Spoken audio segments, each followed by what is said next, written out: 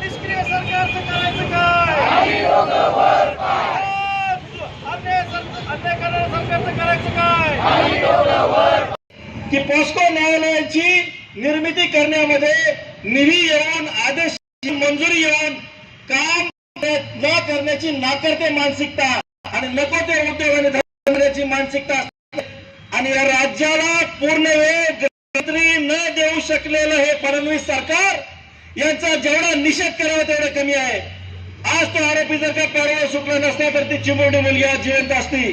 आज प्रत्येक आई वडिलांना घराच्या बाहेर जाताना किंवा त्या मुलाचा त्या मुलीचा हात सोडताना मनामध्ये ही भीती असते की त्याच्याबरोबर काही चुकीच तर होणार नाही. आई वडिलांचा जीव का ठोका चुकतो की कुणी माझ्या बाळाला रागवणार तर नाही ना, माझ्या अनुपस्थित त्याच्यावर काही चुकीचा प्रकार तर होणार नाही ना. ही दहशत आणि मानसिक भीती निर्माण करण्याचं काम या निष्क्रिय फडणवीस सरकारने केलेलं आहे.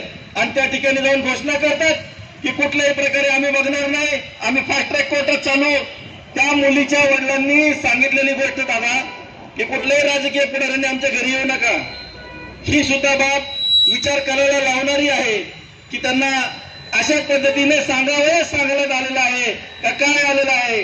पूर्ण वेळ गृहमंत्री नसणं या राज्यातल्या कायदा सुव्यवस्थेला बिघडवणारं सर्वात मोठं कारण आहे असं मी या ठिकाणी मानतो. मी त्यांचा जाहीर शब्दामध्ये निषेध करतो, अधिक बोलणार नाही.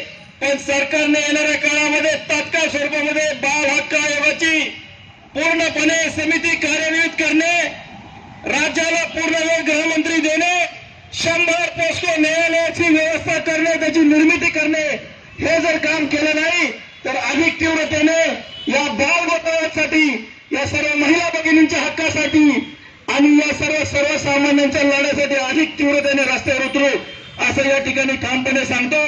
या सरकारचा पुन्हा एकदा निषेध करतो. त्या बालिकेच्या प्रती, तिच्या कुटुंबियाच्या प्रती अतिशय संवेदना देशाला, राज्याला आणि प्रत्येक समाजातल्या घटकाला आहेत. असा प्रकार पुन्हा होऊ नये म्हणून आपली देखील सामाजिक जबाबदारी वाढलेली आहे याचं देखील भान आपण सर्वांनी ठेवून डोळसपणे होणाऱ्या घटनांवर लक्ष ठेवलं पाहिजे. सातत्याने पोलिसांच्या संपर्कात राहिले पाहिजे.